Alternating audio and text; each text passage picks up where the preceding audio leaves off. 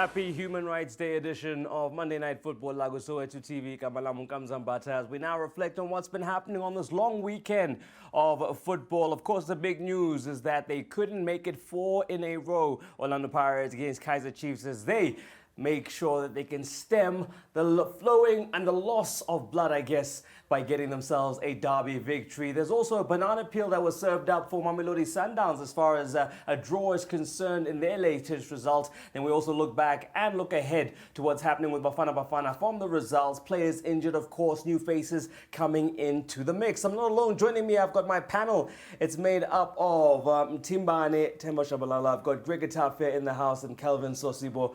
Gentlemen, thank you so much for joining me this evening. Let's start with the big news. Kaizer Chiefs finally said enough is enough. We're not going to make it or allow it to be 4 games in a row, 4 derby losses. And they found the victory through Samir Nukovic. Your impressions of the game, Soso? Yeah, I think it was a good balanced game. I think Chiefs applied themselves very well in this game. I think they planned for any ammunition that Pirates was going to actually launch, and in a sense that the last time when they lost, they actually played on counterattacks, and their play was more of playing behind them. So what Chiefs did was they applied very low block and tried to play on the final third of Orlando Pirates. Orlando Pirates not able to find solutions in terms of how to break the low block. For me, I would have thought that Zimbabwe, since he's not playing with a top striker, he was actually going to maintain maximum width, try to actually to break them from the side, because anyway they're not playing from the crosses, they will always run into the box. So naturally, if you're playing as wingers, inverted wingers, you're always going to have that space moving in. Okay, I mean, Greg, we spoke about this when it was you, me, and Tim, about how to beat Orlando Pirates, and it would seem that, you know, Kaizer Chiefs found a way, and that was just to obviously, like we said, nullify those pacey players that they have, and just, you know, when you have your opportunities. I mean, people will talk about Nukovic getting chance after chance after chance, but eventually he got one that he made them pay for. I mean, you know, I'm happy for Kaizer Chiefs for winning this. You know, it's very important for them, most especially for the players and Gavin Hunt. I mean, Nukovic normally doesn't spend most of the time in the box. But, you know, from the set piece, last season he scored, I mean, probably, you know, 70% of the goals with headers, corner kick, free kick. And this goal too, it reminds me of last season. It was a free kick, you know, nice free kick, and the ball, you know, first rule in defending, you don't allow the ball to bounce in your 18 box. But at the end of the day, I mean, they deserve it. Chiefs this time, they didn't put that pressure, as Kevin said, you know, they didn't put that pressure, try to get the goal early, because the 3 games they lost, they tried to do that. And when they miss, and Pirates, you know, capitalize on their mistake. But, you know, I just feel like, you know, the changes the Pirate coach did in this game, okay, he might do the changes for a reason, but, you know, Paseka, I think he didn't give them that, you know, what they needed, you know, because now you have 3 left-footed players. You have Otto, you have Pule, you have Paseka. The balance wasn't there, you know. Right. Yeah, so it was a little bit difficult for them. Makarenge, for me, is a big factor for Orlando Pirates. I think he drives the midfield a lot, you know, and the final third he deliver, you know, and when he came in, you can see a lot of bites in terms of his play, you know, but at the same time, when they tried to make those changes, you know, it was a little bit late. And, you know, with Gavin Hunt, I think he's tried to get his defense very right now in terms of how they defend, you know, how they defend. But Jali, I think, is a big miss for Orlando Pirates. Okay, I mean, as far as the clean sheet is concerned, they'll be happy about that. Kaizer Chiefs coming out of this game against a side that has goals in them, but so well played to nullify the threat that is Orlando Pirates. The concern maybe is not this game, because it's easy to be motivated, but it's to take this kind of performance and now build on it for the rest of the games to come. It's always a challenge for Chiefs, especially any team for that matter, to get back to where you used to be. I mean, we've seen teams losing cup finals and then struggling to even make the top 8. For Chiefs to be where they are, it's normal sometimes, you know, to happen, but they have to now prove themselves that it was not a fluke going forward. Because look at where they are on the log. That's not where they should be. And it could be a good stepping stone that they got them important 3 points that they needed, especially against Orlando Pirates. You know, how a better way to start, you know, your route to recovery. And I think they should use that mentality. Even the technical team must work on that, sit on that point with the players to say, if you could do it against the Pirates that plays a different type of play of a game. I mean, look, they've introduced the false nine. Some teams have been doing it just as one of those decoys, but Pirates have done it consistently.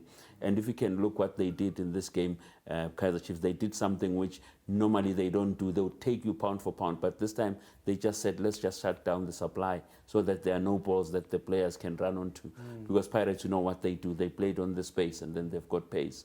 That's how they punished a lot of teams. But this time, spot on with when you look at Gavin and his technical team. Now you'll be looking for the return they're anticipating of Kamabilia to come into the side. You know, that's, I guess, the double-edged sword. You have this break that's, considering the momentum, you want to carry on, but at the same time, it does afford players who are coming back from injuries a bit more time to be reintegrated into the team. True. I think this period works for the good and bad. It slows the tempo of the game. Players become rusty. But I think at this point it's good for players that have been injured. So those players that have been injured, they're getting a fair opportunity to actually to prepare more and then to be ready for to take on the upcoming challenge. Because as a player, I think billiard will be phased. He will be played in phases because he's coming from an injury. So it's not a player that's going to roll in and then play 90 minutes. Right. So this gives him time to adjust. And for me, as a professional, I'm sure he's been watching his teammate. He wants to add value as well. Let's talk about what it does for Pirates' title challenge. You know, obviously, some will say Pirates have won 3 of these derbies against Chiefs this season. One was, you know, bound to go wrong. Yeah. But in the greater context, this one going wrong means it still leaves them a ways behind Sundowns. I mean, it's good for them to win the three they won, but I mean this one was massive because, you know, if they could have won. Is it though, Greg? I mean, we can talk about mathematics keeping Pirates in the race, but do you think there's maybe a sign of apathy that, man, you know, people can tell us that mathematically we're in it, but let's be honest, because you see, are we? You see in football, I think they are in it, you know, because them Golden Arrows, they can catch up with Sundowns, because we didn't expect Sundowns for yesterday's game, you know, I mean, for them to draw against Black Leopards. So it might happen like that, but at the end of the day, there's pride in it. It's a Soweto derby. Okay, without the fans, it didn't have that, you know, atmosphere that you really want. But at the end of the day, the supporters are watching from home, and they're happy to see their team win. I'm talking about the Kaizer Chiefs supporters, you know, at least for once, let them get something to brag about, you know. So, but for Pirates, I think they needed those 3 points, you know, at least to get a draw, you know, to stay in the race. They're still in the race. Depends on what Sundowns and Golden Arrows do. But that 3 points could have been massive for them. And then for Chiefs, I mean, this victory puts them just on the outskirts of the top 8. They, you know, have to hope that next result, the game that they have in hand, they score a couple of goals more than the team that is in 8th, and then, you know, maybe move them out. But it is still a project that they need to see through, and it's not that easy because there's so many teams vying for a top 8 finish. I think at some stage, some positions are going to be decided by goals. But if you can check now, some teams are locked on the same number of goals. Even at the top there, you can just check that 1-2 goal difference, then a team changes a position. But more especially, now that you mentioned Chiefs and top 8, they've missed it 2 seasons ago. And it should tell you that if you miss the top 8, you've already missed out on 800,000 rand. That is your MTN 8 appearance fee. There is a shot at 8 million rand. Right. Your players individually, that 8,000 rand that they could win as man of the match. Now I'm just trying to break it down to say there's more to going into the MTN 8 than just being a team that says as long as we survive the relegation or something like that. So being there in the top 8 bracket, it's a big bonus for everyone within the team structure. And I think Chiefs need to get into that. And it'll be at whose expense, Greg? Because TS Galaxy are currently the team in 8th. If you look above them, it's the likes of Cape Town City, Swallows, AmaZulu. At whose expense are Chiefs going to take a top 8 spot? You can't really point any team right now, but I think TS Galaxy, with the loss against Maritzburg, no one expected that, you know. But I just think for Kaizer Chiefs, it's a must for them to I mean, it's not their right for them to be there, but they need to work towards that. But, you know, the good thing about them, they have a game in hand, you know, so which other teams are above them have played 21, they have played 20, they've already played 19. So Against Stellenbosch on the 6th of next month is going to be very important. As you know, as he says, you know, it's not going to be fluke for them to beat Pirates and lose the next game. They need to carry on because it's very important for them to be in the top 8. The mandate for Gavin Hunt, they say, okay, do well in the Champions League and get us to the top 8. At least, you know, we can know it's a good season. But the team above them, they must be careful. The likes of TS Galaxy, AmaZulu, for the way they're playing now, you can't touch them. You know, the likes of Swallows need to be careful because the rates they are drawing games now, if Kaizer Chiefs can put good runs now, they can get there and take one out. Well, we're going to be touching on those results, but very quickly, the Lorch factor. You know, a player who hasn't been the fittest this season, word of him handing in a transfer request, but this is on the cusp of a derby, the cusp of a season where the game is not done yet. There's still so much to play for. What do we make of that? Is it just a player putting his own self-preservation first ahead of the needs of a team? For me, I think he wants to move. And I think at this point, it looks like he wants to apply his trade elsewhere. Maybe just need a new challenge. I think for me, as a player, on any team, I think all players, maybe Greg will attest to this, I think you need to have at least maybe 1 or 2 seasons in a team and then you move on.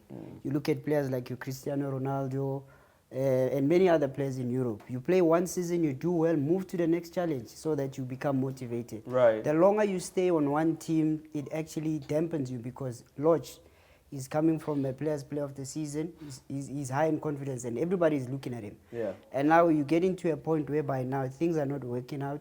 He's starting to have a little bit of an attitude. Yeah, but I mean, in terms of doing it at this point in time, at this critical stage of the season, in terms of the management or his agent, how they handle this one, have they gone about it the right way?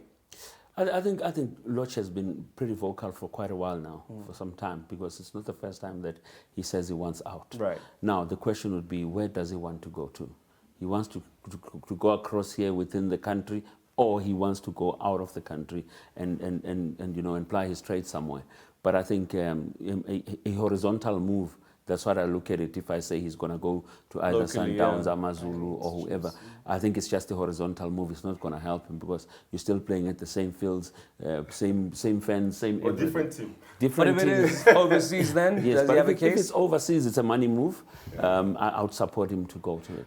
I was fortunate to coach him. Okay, I was a goalkeeper coach then before I become a retiring coach at Cape Town All-Stars. I think he's a talented player. You know, if he can get his mind right, you know, and he's an ambition boy. You know, he wants to do well. He want to, you know, gauge himself in terms of how he does every season. And you know, 2018, 2019 season, if I'm not mistaken, he was a players and won everything. This season, you know, he hasn't really done well because he played the team game, you know, he scored 4 or 5 assists, I think, you know, but for the derby, he has done very well in the derby. You can see the difference. He was not there yesterday. But for him, locally, as he says, you know, if he's going to go to locally, well, we know where we're talking about locally and the only place that can afford him because he's a superstar. But for me, he needs to go to Europe. You know, Belgium, Norway, he can do for him. But the timing of the transfer request, I think it wasn't the right timing. You could have left it after the derby or, you know, international break. Now you can do whatever you want to do or say whatever. Have a good meeting, you know. But for that time, I think it was a bad move for him. So who do you get to replace him? If you're Orlando Pirates and he goes locally, who do you start looking at players in that mold that can fill the gap that he would leave? A ball playing, attacking, striker almost, midfielder. Who do you think can fill those boots? I think their closest neighbor would be Arrows, where you're looking at Modi. They have similarities in terms of their play. He's quick, he's good on one-on-one. He plays more of an outer player, which is a winger. Right. So I think for me it would be a good fit. But if they're looking for someone that's going to score goals in replace, because since they don't have An out-and-out striker. an out-and-out striker, so I'll look at also Knox Mutizwa. He's a good finisher, clinical finisher. So for me, looking at those 2 players, I think they will work for Pirates. Okay, very quickly, your suggestions? Robler's easy. Just Robler, huh? Yeah, straight up. He scored goals for Pirates, and they need that man that can give them 13 goals, 15 goals of a season. So you don't even replace like for like, No, you just go get yourself a goal scorer. Yeah. Okay. Yeah, with a team, from a team with so much material, Pirates, I mean, look how long they've played without an out-and-out right striker. Right. But I love the way Kutumela plays, but he didn't do this at Pirates. And you know, he could fit in the mode that Pirates is playing, but I don't know, because he has been there. Maybe a player can tell us why. The infield players, you know, why wouldn't he fit the times that he has been with Pirates, and he had to go away and then come back and then, you know, all of that. But look at him now at Maritzburg. He's a top player, and I don't know what could have gone wrong at Pirates. Maybe the environment, but I think he fits the Pirates model of a player. I think also comes out, just to answer that, what Mr. Timman is saying is that Kutumela moving to Maritzburg and performing the way he's performing. Yeah. There's less pressure there. There's more freedom. He can play, he can express himself. They just recently gave him an armband. So that also, as a coach, he knows this is my senior player that I can count on. Right. And he can deliver on the day. So at Pirates, you have a galaxy of stars. Right. So sometimes when you're given an opportunity, you only have one take. Yeah. You mess up one game, you're out. Right. So in other teams, at least when you're coming into from a bigger team to a smaller team, at least they'll give you that time you're still going to pick. Chiefs, Sundowns, Pirates, you don't have that opportunity. So that luxury gets thrown out. So maybe he should have been here now when there are no crowds, and then it would have been a perfect time to kind of get into the culture as far as the London Pirates are concerned. We're speaking about who fills in if Lorch goes. Well, we're going to be talking this and more football locally after the break.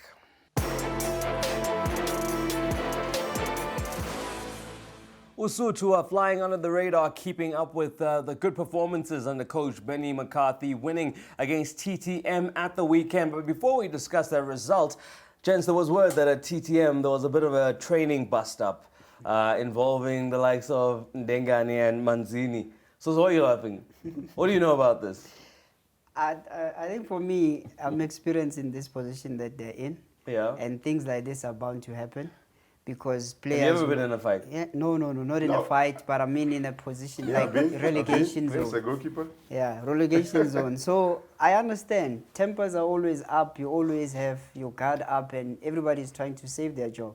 And they know what's at stake. So sometimes, even in training, you'll feel as if this player is not actually pulling up his weight, and then you'll feel that if you tell him, he gives you an attitude. The only way you're going to fight back is just by kicking. So it happens that apparently that there was a harsh tackle that was made by Ndengane to Manzini, which upsetted Manzini. Then he threw the first punch, and then he had to quickly be rushed to hospital. Hey, for me... who got rushed to hospital? And Ndengane. He had an open gash. But Wow, that's quite the punch. I mean, they took it so far now. You know, you can't throw a punch, you know, for your teammates, you know. But there's a lot of... It happened every day. Right. Every day it happened in training. From Monday to Friday, there's no day you can miss that. A player which is not in the first team try to get into the first team. For him to get to the first team, he needs to show some attitude in terms of playing. And now being aggressive, the other players in the first team will think that, oh, he's trying to injure me now for him to go. You know, there's things happen like that. Most especially, okay, when I was playing for Gavin Hunt, we played this small-sided game. He will tell you, no one wants to lose that small-sided game. Even your own teammates, you can fight them with that, you know. But at the end of the day, it's part of soccer. I mean, everybody wants to win. But you shouldn't go that far in terms of punching each other. I can tell you now, Cubs, there's one thing, the fight in the field, it was before training. Okay. It was somewhere else, and then they just had an opportunity where they need to settle the score at training. Because how am I going to get you? I must wait for you to get in the field. And especially if you're playing as a defender and a striker. Wow. Then I'm going to have an advantage as a defender, because it's highly unlikely that you're going to kick me as a striker. But I will wait for a leg tackle, and then I'll kick you. I know the coach is just going to blow, and then the match will continue. But I've got my fair share. Then it sounds like common behavior. I think so. I'm picking that up as well. Yeah, it is like that. But if something happens on the outside, there's somewhere we're going to settle. I mean, where TTM are now, they should be talking about points, to win points and put in the table there, not to be fighting each other. They have been doing well so far. Now they are fighting each other. I mean, they should be fighting AmaZulu on the weekend, not themselves. But now tell me, in terms of the mood in the camp, what happens now? Do the players side with... And who do they side with? There are groups. Right. I can tell you that. There are groups. In this situation, it's very factional. fragile. It's very, very fragile, because there are teams whereby I would say, why are they starting Greg? because Greg is not my favorite. And those groups, they divide a team. So it's important to actually to have seniors leading the team. At this point, it's upside down. It's the seniors who are misbehaving. So they are supposed to be the one that holds the spine of the team. Right. Because they started well. They started winning games. They started picking up momentum. They don't need now this. all of a sudden, they start this integrity. But the good things, the coaches, they left them out. The two of them didn't make the squad on the weekend game against AmaZulu. And that punishes the team. Who suffers the team? The team. Yeah. It brings back, I think you guys will remember it, Mambush and Charles Mutlo. Yes. You remember that incident? It was slap. The slap, live on national TV. And that showed that this thing has been brewing and brewing and brewing. Somebody had to take it out. Was it the Rothman's Cup, Yes, right? I did that with Peter Peterson at Rand Stadium too. We're playing against, I don't know, it's Chiefs or I can't remember. Peter Peterson is supposed to clear the ball. I mean, normal, I tell him to clear, he didn't clear. I went to him and said, you must wake up. Well, it was just a hit of the moment. Yeah. It can happen, but common goal is for the team to do well. But going so far to punch each other, I mean, that's too far. I mean, the team is suffering now. They just thought to the bottom there, and if they're not careful, they might be in the playoffs position or even get relegated. It'll be interesting to see once, I guess there'll be an internal disciplinary that gets, There should be. brought together. But I mean, surely there is no justification to say that as a defender, you're going for your own teammates, the person entrusted with scoring the goals whilst you do your job of defending. That can't be in the interests, and there's no world that makes sense in. Yeah, I mean, it's all about the spirit that is in probably the position where they find themselves on. It could be playing in their minds as well to say, you know what, we have got a common goal, but this one, like, he's saying that we need to have that one goal that we're fighting for. But in this case, I think it's individual egos and all of that. I think if they can find them guilty rather, and then monetary fines should come into play, and then they can know that they've cost the team even points on the field of play. And don't forget, again, he's coming from a loan. He doesn't care what happened to TTM. Manzini, I think he signed there, because he left cheaper and went there. So again, you say, I know after the season, I'm going back to Pirate. Pirate never get relegated. So who's going to suffer? The team there. So some players, they're thinking. No, but he's not a Pirates player. He was released, Greg. Or is that Manzini? Yeah, he's not a Pirates player. He's got nowhere to go. So he has to make it count. He have to make it count. But at the end of the day, TTM is bigger than any player. TTM is bigger than any player. For the team first. The team first. He has been doing well, winning man of the matches. He has been doing well from the cup game. As he says, if for a top player and a senior player to fight each other, I mean, that's not acceptable. There should be fine. There should be more consequence in terms of this bad behavior. I think maybe one could have stated that as well. Again, it comes with a tag that I'm coming from Orlando Pirates.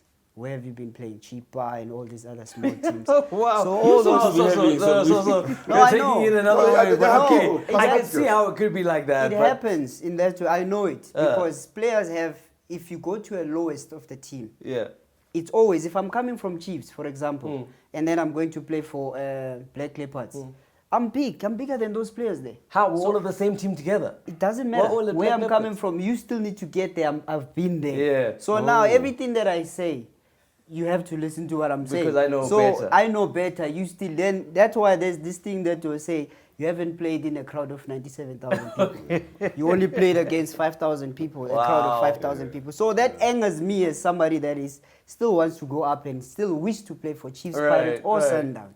Now somebody crashes my dream like that. You haven't been there. No, that's not right.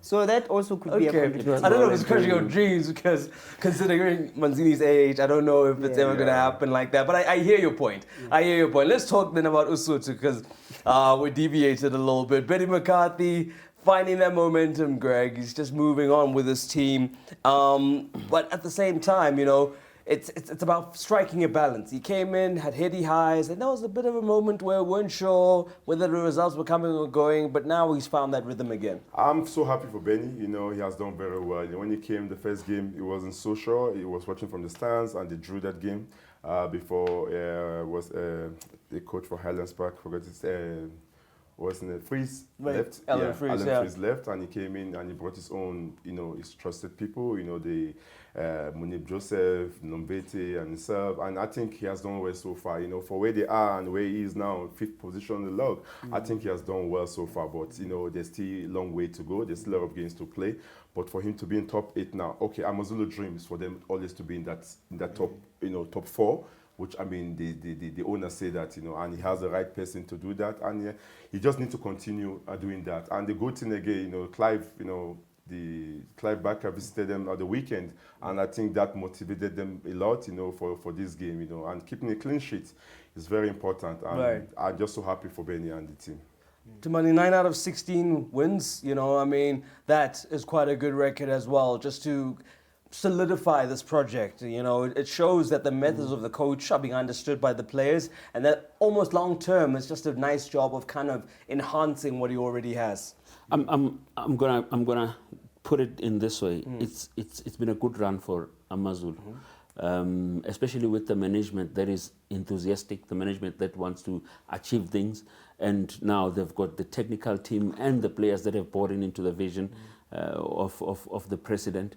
And this win, this one in particular, I think it came at the right time, especially for the Zulu nation after losing Isilo, Samabanda Wonke. I mean, we saw the whole team was there to even, pay their last respect to the king. And for this, when even Usengwayo brought over the team, he said, this team belongs to the Zulu people. Yes, you can join it as fans from all over, but its base, it's in KZN. Hence, the team was actually, just like TS Galaxy did, it was introduced to the king, Isilo Sayamgel, and then he gave them their blessings. So this was quite a befitting win for them. But I'm really happy for Benni.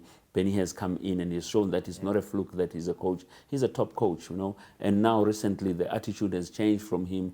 He's more calm. I saw him even doing some break dancing in the post-match yesterday. Right. That's the spirit within AmaZulu camp. Yeah. They are happy from every player, whether playing or not playing, sitting on the stands or even sitting at home watching his colleagues playing. I mean, there's a good spirit that is reigning there.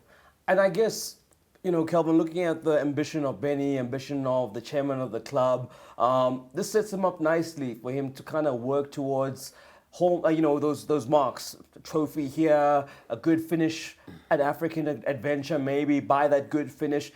How well does this set him up for taking those top jobs? Or is he at a club that will become a top club and then he'll be there already? Or is the eye on the Sundowns, the Pirates, the Chiefs? I think he just needs to continue from what is left off from Cape Town. He's given an opportunity now where he gets a team that he needs to develop into greater height. I think for me, he's doing a tremendous job. And this also says to the AmaZulu technical team, Benni came in now as a manager. So he's more of a coach that will manage players well. Right. So once you get a coach that manages players well, because already most players that are there, they are good players. All they need is just that tweak there and there in terms of getting them into the right direction. And with that being said, for him to move to another club, I think for me, let's give him maybe 3 years to be at AmaZulu, just to actually to fulfill what the chairman actually wanted from him, the mandate. Yeah. And I think he's closer to achieving it. So let him continue, and then he can start planning ahead. Now it's going to be trophies, it's going to be this, it's going to be finishing on handsome position. But at this point, I think for me, he shouldn't actually rush. Yes, I know he's still getting his coaching in order, whereby when he started, it was a little bit clumsy, more temperamental. Now he's more calmer, he's matured through the game. So now this sets him up into a well-drilled coach. He brings in a European experience, how things are done. So it's good for him. Okay, cool. So what we're going to do then, folks, is take a break and then come back with another good story from KZN. This time it's around Mandla Ngigazi as we focus on him and Bafana Best 10. A short little break, after which Monday Night Football on Soweto TV. Iyaqhubeka. Welcome back. Kamzambata here on MNF on Soweto TV as we focus now on Golden Arrows, who at the weekend were able to share the spoils, but it won't matter much as far as looking at the league table. That's where the biggest story is when it comes to this team. Looking at a side that are sitting in a Champions League spot at the moment, Gregor Tapia, sitting second in the table. Now, something has changed at this club because they've never been here. They've been a mid-table team. So what have they upgraded? Has it been an upgrade on the coach, upgrade on players? I think the attitude of the players have changed a lot. You know, they have that before with Steve. You know, we need to give credit to Steve too, you know, for giving that opportunity to coach this team. He has done well with them before Mandla took over. But there's a different vibe, you know. There's a lot of good vibe, you know. Talking about the Knoxman. The Knoxman, if he doesn't score, he creates, you know, which is very important in a team. You have the Gomedes there, they're doing well, you know. You have the Dubes. I mean, generally, the whole team have worked. There's no superstar there. That's a good thing about this team. There's no superstar. For me, the goalkeeper, you know, I think, okay, he's in the 23 national team squad. But for him to keep 7 clean sheets at this moment, I think he has done well. He could have, you know, for my opinion, he could have been the senior squad, you know, just for, you know, to get experience, you know. But generally, I think Mandla have done a wonderful job. If they can keep that momentum, it's just 4 points behind Sundowns. Okay, they play a lot of games. They play 2 games more than Sundowns. But 4 points is not much. If Sundowns don't win that games, they have opportunity to catch them. So that's why I say this team, they are going with their business silently, but they are doing very well. They don't lose. They don't lose too many games. Yeah. Okay, Cape Town City, the only team that got 4 points from them. You know, Cape Town City is the first team that beat them in Cape Town and get a draw here. You know, so I think, you know, for me, I think Mandla have done superbly. You know, he contests a place, guys. You must put him. I don't know. We need to talk about, because his Mandla came with a but. Here's what was a Mandla but Steve. No, Are you Mtimane also a Mandla but Steve? I think, or is it no, all I Mandlas? think Coach Mandla has been bubbling under for a long time. Right. I mean, if you can look at him, he's been with the shadow of Steve. But look, now he's coming out on his own and he's taking the reins. What a way to launch yourself to those who didn't even know who Coach Mandla was. I mean, for all of us, we know him as football people. Right. But look at him now. Everybody's got a buzz around him that he's the coach that brought about the change. Arrows have got that thing. That's how they launched Mangoba as well. You know, Coach Mangoba with the MTN8 and all of that. And now they went silent again. Now there's this hype about Coach Mandla. And Coach Mandla, you can see, Guti, if you can sit with him and talk to him, you'll see that he's a very grounded man. He's a hard worker, even on himself. Right. You know, before actually taking it out there to say, let's work. A very disciplined man, and his discipline comes out there on the field of play. He appreciates quite a lot what these nobodies, as they are called, you know, do. Because there's no big name player there. Right. Except the Knoxmans and, you know, quite a few that have been stalwarts in the game. Right, yeah, okay. Yeah, I just want to talk very quickly about Cape Town City. Conceded 29 goals this season. It's the second worst alongside Baroka. Is this a team, what do they need now? Because, you know, we speak sometimes about the defenders in glowing terms, but clearly there's a crisis at the back there that if they fix that defense, your mind boggles at where they could be on that table. Yeah, I think for me on my side, I think it all started in front with their strikers. If you don't offer counter press when it comes to the back line of the other team, so if you leave them to actually to enter your own zone, right, it becomes difficult for you to actually to defend. Cape Town City is a good team. They can play, but the problem is they can't defend well. Right. So then, what does that say? It means that if the team can synchronize their defensive organization by dropping into mid-block meaning at least if they can drop and then avoid your counter-attacks and stuff like that, because they can always play from the back. They are good playing the ball, but when it comes to defense, because if you see them, it's either they push up too high and then they allow spaces behind. This is how they get caught on counter-attacks. So now what do? A solution on that, you actually reinforce your defense. Yep. You ask them to actually to play low-medium block, which is it avoids them from being hit from a counter-attack. But if you're going to probe and go forward, you're placing yourself under pressure. That's quite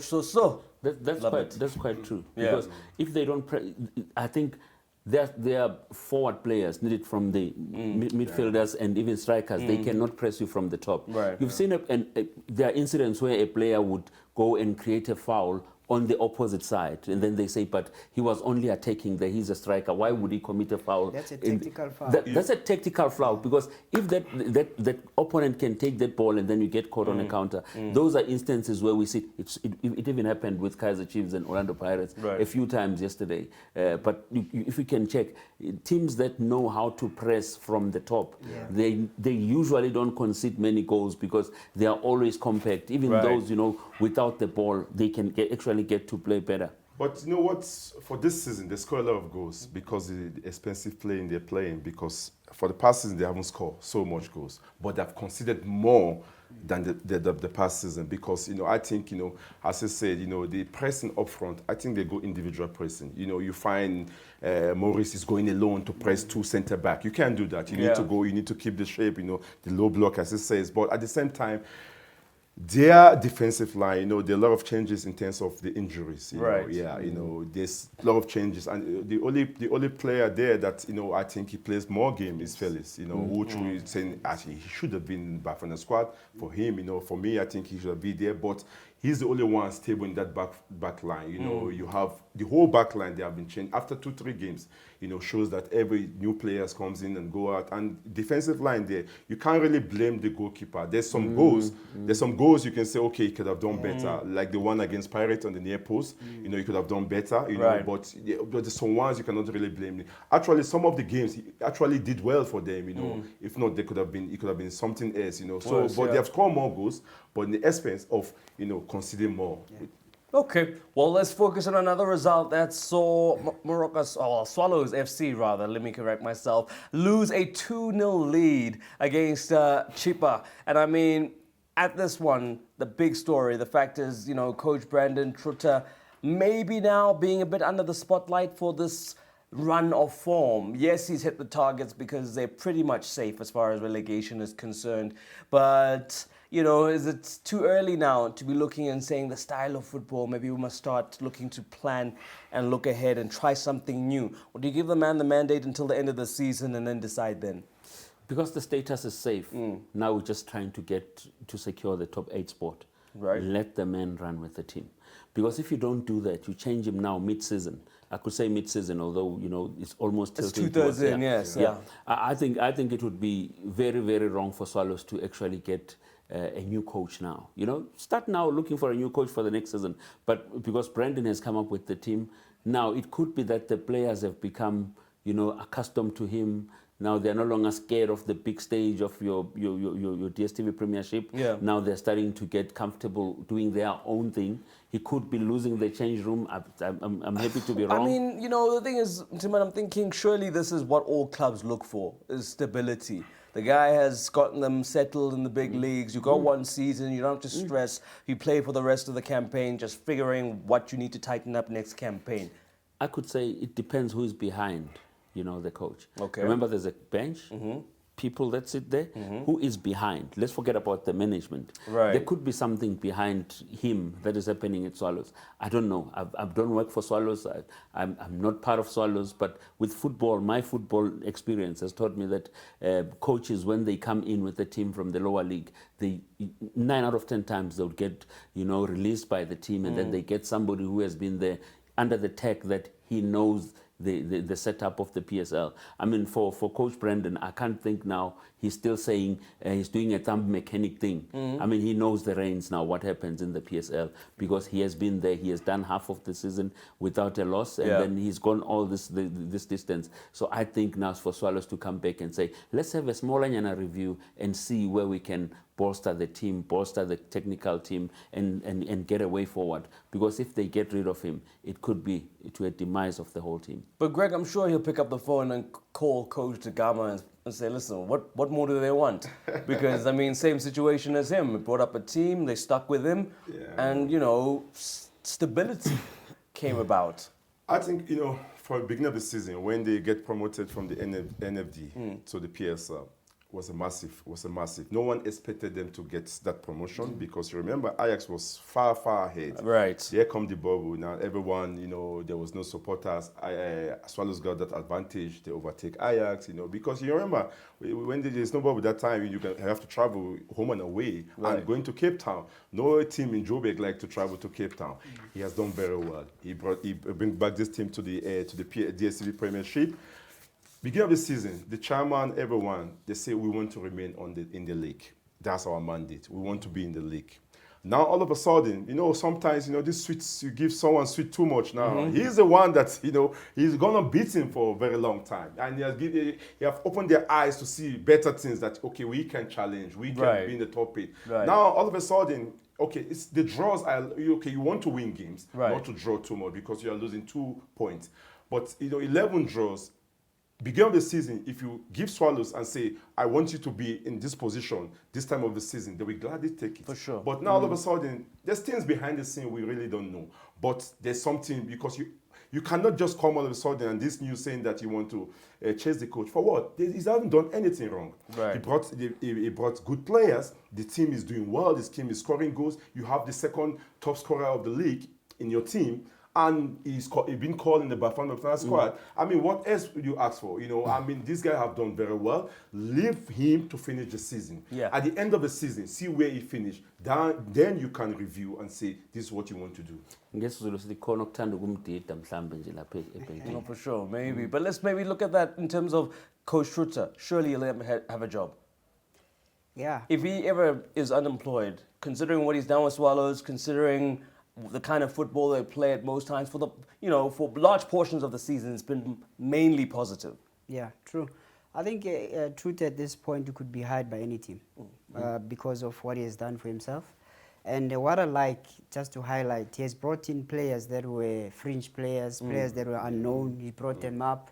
He got the best out of those players, and which is good coming from a coach, because as a coach, you become more of a manager more than trying to be a coach that's going to be an autocrat. You want things done your way. So for me, when I saw his character, he's more of a democrat, somebody that speaks to players. He gets them to give their best. He makes them understand what the game is all about. And finding a coach at that magnitude, I think it's a good fit. For me, for Swallows to be thinking now of releasing him, I think it's a little bit unfair. But again, this is business. He understands it when he signs a contract.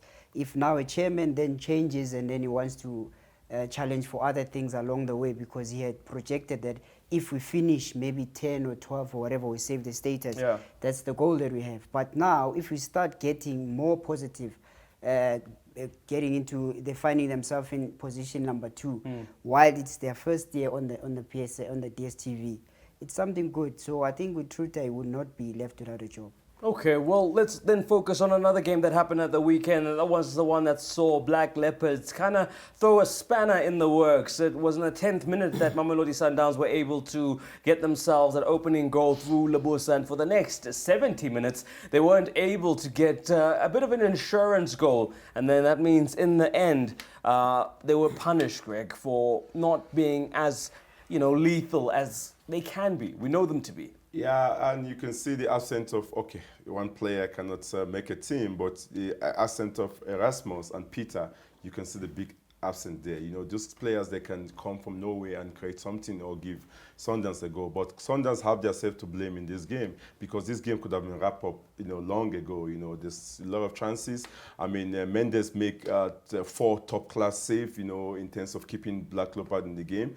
Yeah, so, but at the end of the day, Black Leopard, they really need at this point. They need something to motivate them. They need something to hold, and getting a point against Sundowns is a massive one. Sundowns, you can excuse them getting a draw against Black Leopard.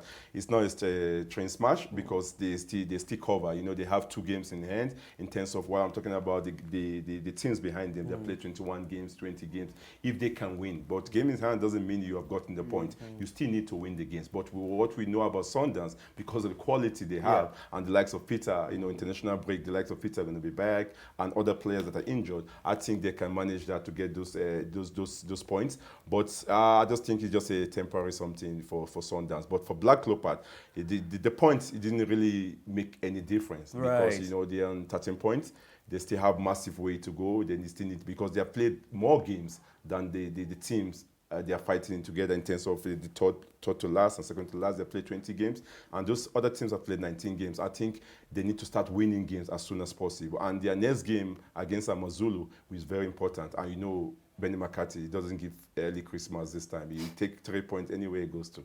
Okay, well, there you have it in terms of just what's been happening with the Footballing League. After the break, though, we're back discussing Bafana Bafana as they get ready for their crucial game against Ghana later this week. Do join us after this.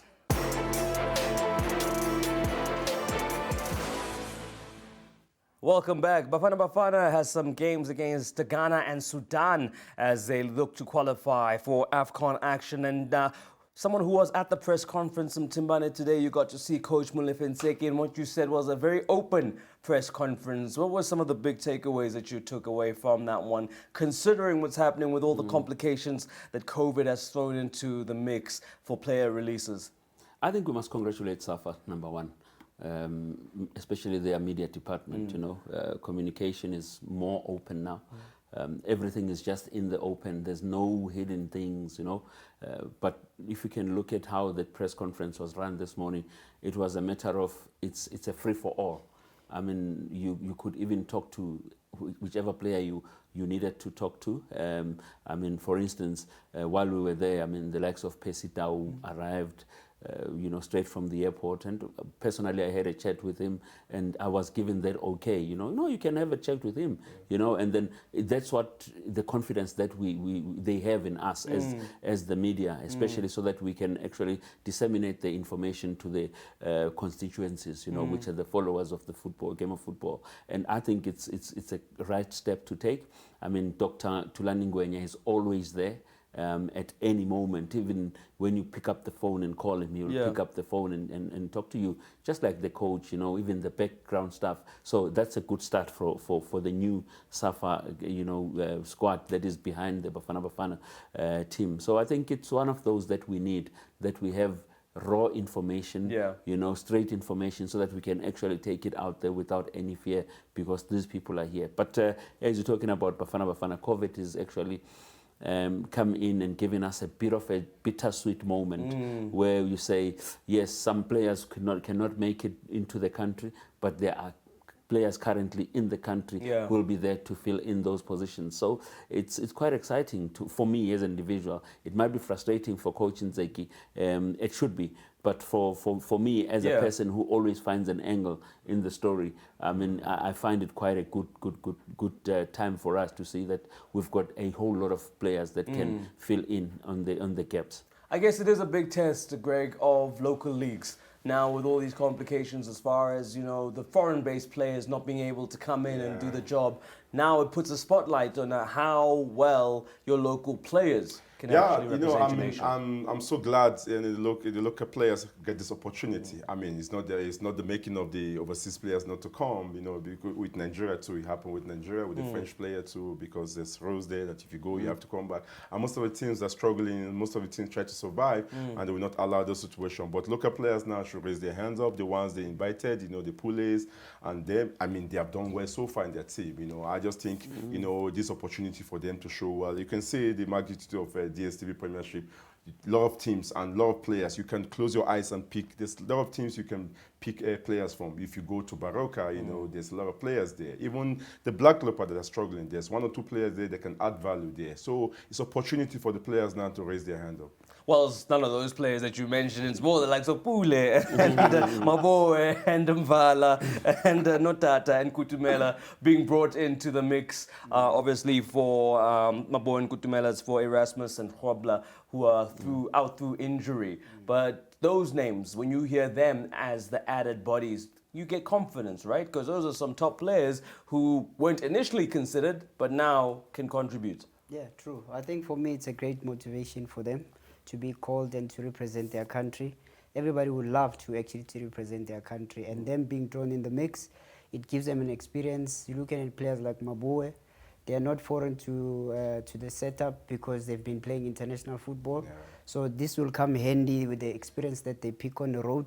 So I think for them, it's going to go a long way as they develop, and while Nzeki also tries and polish in terms of the selection locally. The more, I think, with our CAF being sewn in, one of the mandates is trying to develop African football. I think now, if I'm not trying to undermine the players that are playing overseas, but I'm saying if our leagues are now stronger and then we have a pool of players to select from at home, COVID has brought its dynamics, we understand, but this gives us an opportunity because now the league is strong and then we can compete. So having a good peak at home, it's nicer than to always fly out. And lastly, Themba, on that point, what has he made of our opposition? What is the current report card? Did he allude to what they know? Because speaking to this COVID situation, a lot of the players they're going to be playing against are locally based players in Ghana. That's a big headache. I think it should be. Because they are unknown, right. you know, and recently their games have not been shown. Right. They don't have much information based on the material that Ghana has currently.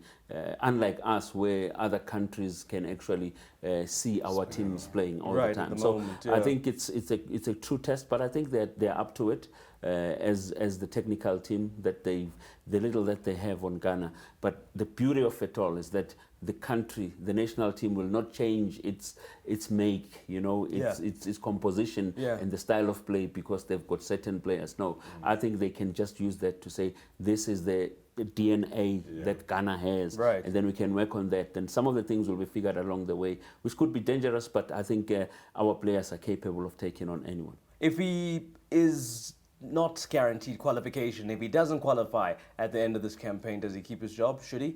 Yes or no? He should keep his job. Greg? No.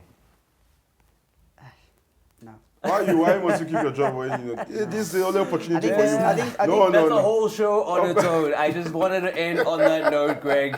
I wanted to know. Thank you very much, gentlemen.